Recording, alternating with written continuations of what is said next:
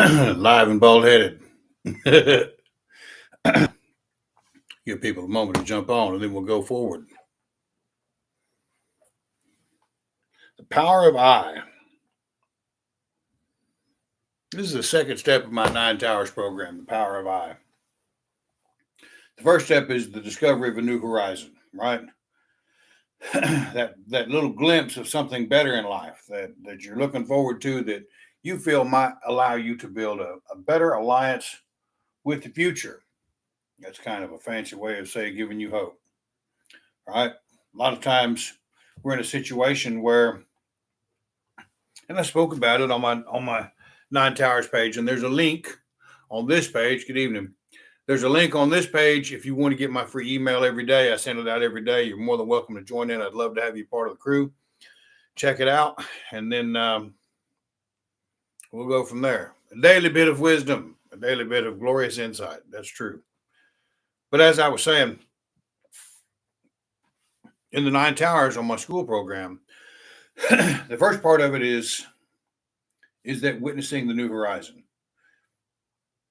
A lot of the time, that's not an aha moment. A lot of the time, that is, holy cow, everything's falling apart. I don't like this. This sucks. I'm in the worst thing. How come I can't get a break? How come everything is going south? How come this or that? Why am I a victim? And God must not like me. Blah, blah, blah, blah, blah. That's a pretty clear indication you're on the wrong path. Now, how do we get out of that? How do we say, okay, I think there's something better. The current thought process that I have has brought me to the crossroad that life actually sucks. I'm playing a walk-on part in somebody else's great play, and I'm ignoring what I need, what I want, how I feel like I should be, what I feel like I'm worth. Right? It's a real tough spot to be in. But you better get used to it. If you can't change your thoughts, you can't change your reality. And everybody hates it when I say that. But that's the truth of the matter. If you're going to continue playing the same tapes that you learned growing up, even after you've seen that grand horizon, even after you've taken a few nervous steps towards answering the call to adventure, and then you decide, no, I don't want to do that. What is it about a thought process in our own thinking that says there's something better over there? Don't go do it.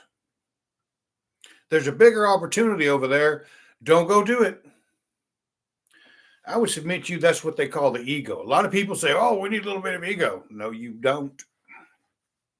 Because that voice that you're hearing right now that says, hey, there's something big over there. There's something big on the horizon that is waiting for you to go explore it.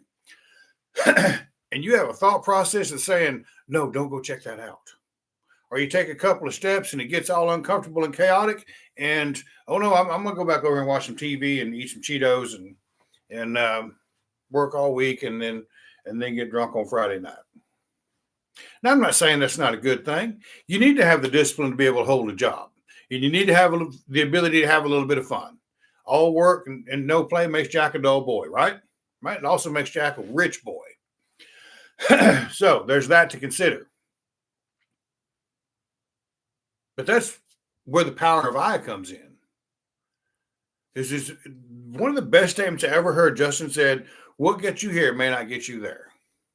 Holy cow. Well, I got to ask myself, is that reflected anywhere in these spiritualities or traditions or any of this old stuff?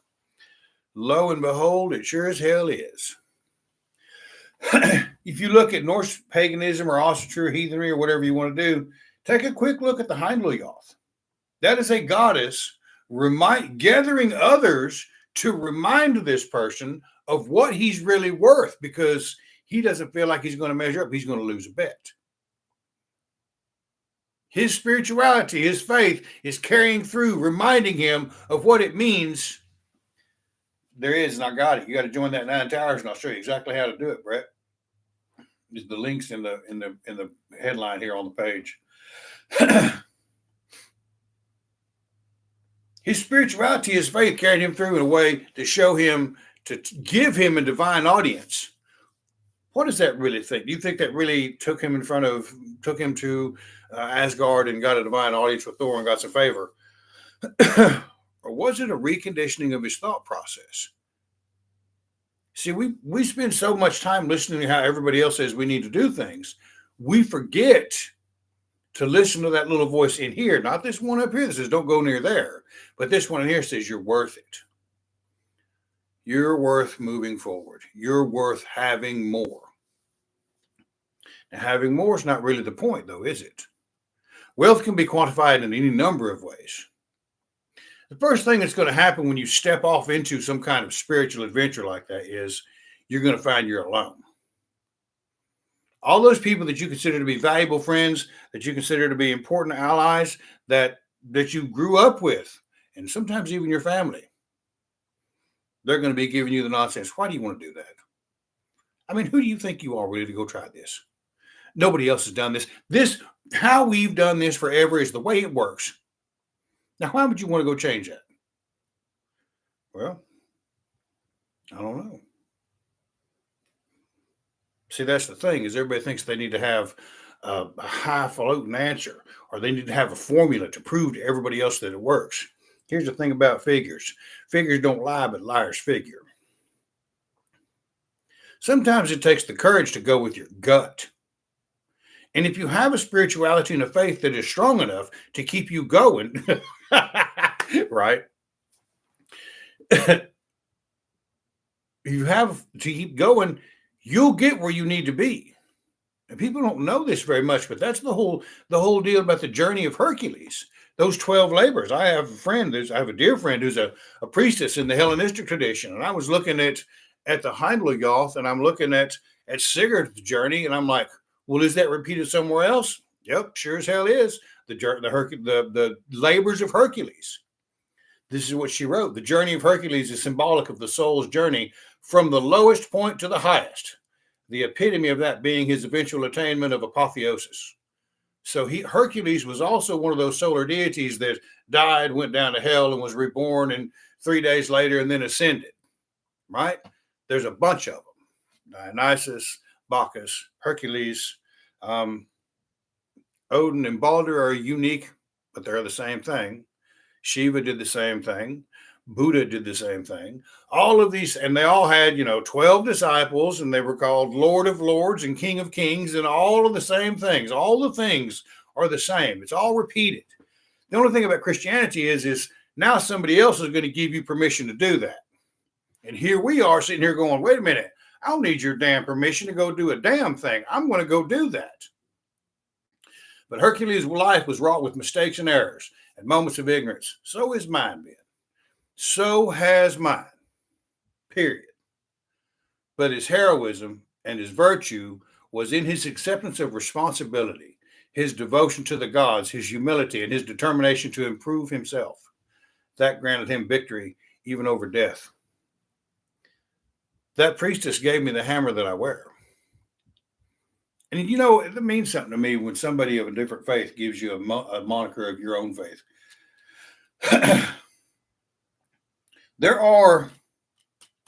So the same thing can be said about Buddha. The same thing can be said about some Egyptian deities. Is it Osiris and Isis? All of these deities and all these mythologies are showing us, yes, get up and go for that horizon, and it's going to suck. I wish I could sit here and tell you that we could all join the Nine Towers Commonwealth, and we could trudge the road to happy destiny, and it would all be okay. Let me tell you something. I moved up here for a brighter future. Do you know what happened immediately when I got here? It got fucking worse. It got worse right off the bat. Little by little, things began to erode. Little by little, things began to change. Little by little, it wasn't what I expected to be. I had only one option in doing that. Maintain my faith. And sometimes that meant going out in the woods. Going out in the woods and letting it out. Might have to take an axe or a gun or something. Going out in the woods. Working it out. Going to the gym. Working it out. Going to kickboxing. Working it out. And keep working. Nothing fancy about that. Keep working. I've been up here almost 3 years now. Well, yeah, 3 years. I just came up here in 2000, in Christmas of 2020. No, Jesus Christ, I'm getting old. Can't even remember the dates. 2021. So that's the thing you need to remember, Brett, is that I started on the floor at $12 an hour. Now I run that show because I kept working. I felt like my future and opportunity lied right here. So I maintained my faith and I kept going. So I don't have a formula for you other to say it's all going to be roses and manna from heaven. No, you're going to lose things along the way. I've always said, I said it a long time ago, the call to adventure, the life of high adventure is something that costs you almost everything that you love. So you're damned if you do, you're damned if you don't. If you take the hedonistic way of drugs and alcohol and whores and everything else, and you lose everything that you love. If you try this spiritually advanced path of maintaining a spirituality that there's very few of us that practice, we start losing friends there too. Or we come across individuals saying, well, you're not doing it as strictly as I am, and you don't understand the heathen worldview, or you don't understand the predicament of this spirit, this race, or this race. No one gives a fuck. I want to put food on the table for my little girl. I want a faith that helps me put one foot in front of the other when I go from being a project manager, making 6 figures a year, to making $12 an hour because I had a dream and I believed and I wanted to try something new. I had to eat a lot of crow to do that. The key component to accepting that challenge to advance towards a new horizon is acceptance. Because invariably there's going to be a detail we forget. Part of my job is to help you remember the detail, right? That's it. That's probably the only reason I'm fucking here, to help you remember there's a detail to take care of so you can move forward on your own. Not how I say you should, but how you think you ought to move forward. Invariably, there's something we forget. Oh, I forgot to put my seatbelt on. I'm getting a ticket. That's my fault, isn't it? Sitting there bitching about it ain't going to change a thing. Oh, I got this going wrong. Oh, I got that going wrong. Oh, there's this going wrong. It looks like a bad thing I could fall prey to real quick, sitting there and bitching about it for 30 minutes and not changing anything. Or I could sit there and say, okay, Bryan, you dumbass, you should have taken care of that, shouldn't you? All right. Yes, sir. No, sir. Here you go. Let's take care of it. Move out smartly. Lesson learned. And try again. That's the way it's all built. That's the way everything in the world is built that way. Along the way, we got to make a little coin, right? So when I talk about the power of I, what I'm talking about is helping you cultivate the tools to advance in a territory that is entirely unfamiliar to us. I didn't know how to be a project manager. I'd never worked on a factory floor. I'd never climbed a tower. I'd never served in the infantry until I went and did it. And most people said, well, Bryan, you can't do that. Why do you want to do that? Nobody else is doing that. Yep. A students work for B students because C students are too stupid to figure it out. It can't be done, and they go and do it. Same thing with my podcast. When I first started my podcast in 2010, right? I had 100,000 listeners a month on that thing. Just raising absolute hell about shit I thought I understood. Now I look back on it, I don't even like to hear the sound of my own voice, but then to look back on it, I'm like, oh, God damn, Bryan, you could have done a hell of a lot better there. I only had one friend that pointed out that I could do better in that. Yeah, I'll never forget him either. Matter of fact, he called me yesterday morning. So glad to hear him. He said, Bryan, you have a bullhorn. The best thing you can do with that bullhorn is build people. And I took it to heart and I've continued on, right? And there'll be a bunch of people listening to this throughout the day, throughout the week, get up in the morning and go, I have a bullhorn to help people figure out how to be better. That whole deal of the Heindel is an amazing tale. But this goddess who is grateful that this dude is turned the altar to glass with sacrifices and offerings, takes care of him as he's worried he's going to lose a bet. Everything we do in life is a bet. I bet I can do that. Somebody over here is going to say, I bet you can't. Every fucking time. So when I hear these things about people say that our faith doesn't really care about us, I'm like, bullshit. The power of I is rooted in the foundation of my spirituality. My first instinct is not to hit my knees. My first instinct is to step forward, knowing full well I got something behind me, right? Now the acceptance part of it is it's possible I could get my ass whipped, right? It's possible. It's not, not out of the realm of possibility. I mean, there's always somebody bigger and better, right? But you got to accept that before you step up to the plate. That acceptance changes our entire thought process, because the thing that goes with that is, oh shit, everything's falling apart. I forgot this detail. I went ahead and started before I was really ready. There's never going to be a perfect time to go ahead and start anything. You got to have faith. There's never going to be it's not all going to be, there's always going to be one more detail. The only thing I can ever tell you is go fucking try. Believe in your faith and move forward. You think them motherfuckers that jumped on the North Sea or floated across the Atlantic, they had an idea. They'd heard a deal. There was nobody sailing across the sea because they thought the world was flat. They heard a legend. They heard a story.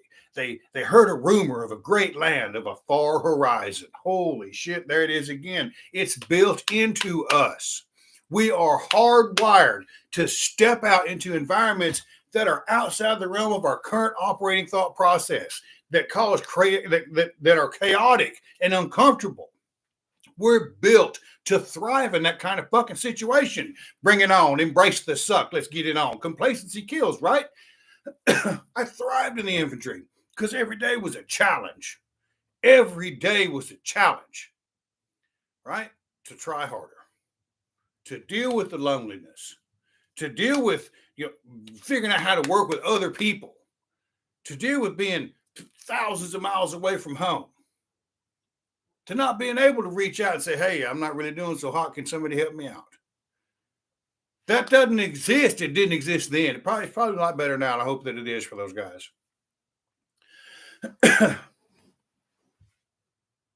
So when you're sitting there and you see that, you see an opportunity and something in your head talks you out of it because, well, things are just too rough right now.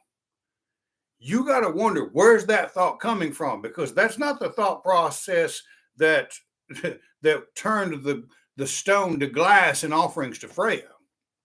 That's a thought process of belief. That's a thought process of, yeah, this is going to work. I have faith in this goddess. I have faith in the Aesir that I'm going to put my best foot forward and I'm going to come up on it. The whole thing is that it's going to be a cycle. Seems like every 10 years, there's a change in my life, in my physiology, in my thinking process. Everything about me kind of regenerates. I become a different person, right? I'm a different man than I was when I was 20 years old or 30 years old or 40 years old by a fucking long shot. If I look at that and take a good, careful look at it, and I'm honest with myself, and that's another thing too. What goes along with acceptance is honesty. Right? That honesty of being, yeah, I could have done better. I need to do better at that. And the other thing, when it's all falling apart and we can't figure out which way to go, I heard Jocko Willink put it perfectly the other day. Everything's going apart. He says, good. Oh, shit. Well, why didn't I think of that, you fucker? Right? So I'm still kind of pissed that he thought of it first. But, yeah, because my thought was, okay, if it's all falling apart around me, and I'm in confusion and I'm not sure what's going on, I got to stop and be quiet. And the first thing I got to think is, and I've done it for years now, is, all right, what am I supposed to be learning here? What am I supposed to be figuring out? What am I supposed to be doing? That dude that's halfway across the ocean and sails into a hurricane, he's got to do the same thing. What do I got to do to figure this out? Or he's going to die. Who knows how many of them died? Believing in a legend, believing in the grand far-new horizon full of gold and high adventure. And here we are in no uncertain terms in the same shoreline looking for that grand spiritual adventure. That's our adventure. Now, if you want to go to the Amazon and hike through it, you go right ahead, brother. My hat's off to you. I would love to do it. the Amazon, the Congo, Antarctica. I've been to the Arctic and hiked through, got lost as hell too.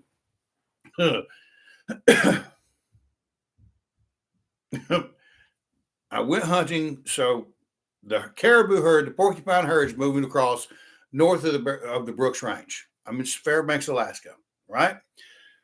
I have CQ that weekend on Saturday. So 24-hour duty. I got to be up, manage everything, supervise patrol, and it's just I was mad enough to shit standing up. Though all my other buddies, they hauled off north, and the company XO had a dog sled team. You got to go 5 miles off the haul road to hunt the herd. Everybody came back with a fucking beautiful caribou in velvet, had them mounted. They were glorious. Meat was great. It was awesome. I go up there the next weekend by myself, right? John Wayne style. I go over the Brooks Range. I go over the Nukhtavuk Pass. On either side of the road, there's 3 full curl Dall sheep. Beautiful, full-grown animals, trophies, every one of them. Standing around on the side of the road. Nope. I had enough discipline not to take the easy shot, right? I kept on going, went down the range, took off across the north slope, took off across the north right there. It's just flat as fuck too, guys. Parking areas all along the haul highway up there. Went about halfway to Barrow there. It was a little bit further down the road.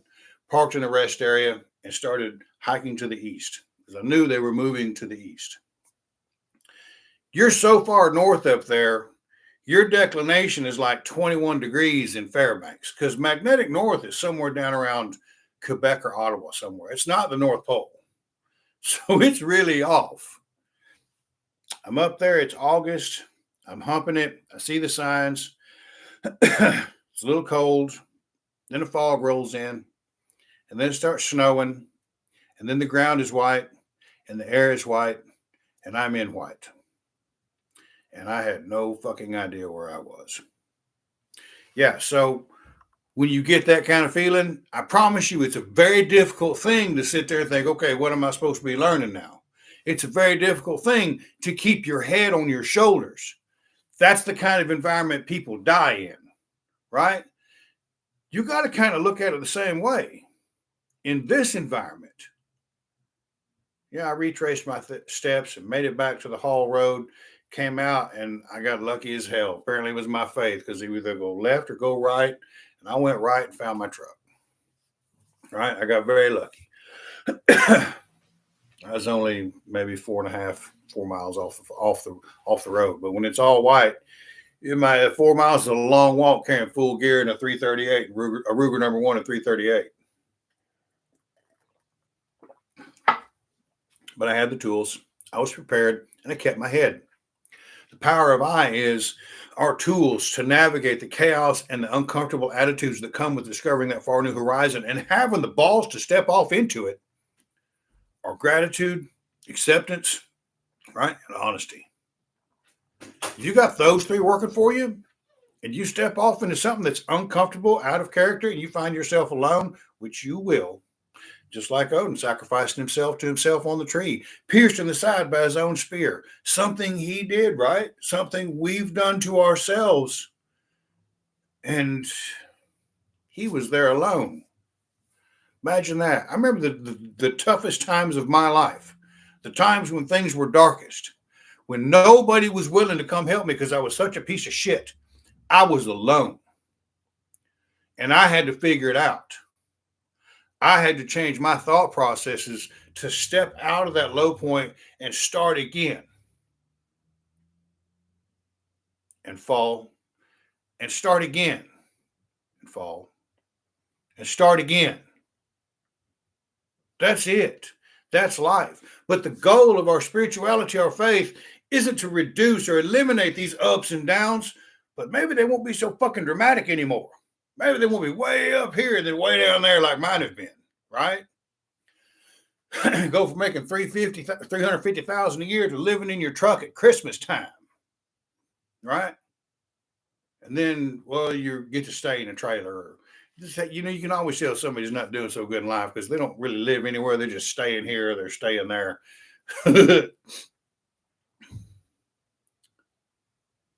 When I look back at all of it, That's all of this thing that I'm trying to build, this Facebook without that's what that whole Nine Towers Commonwealth is about. It's a Facebook without all of the distractions of every nincompoop that thinks he fucking knows something.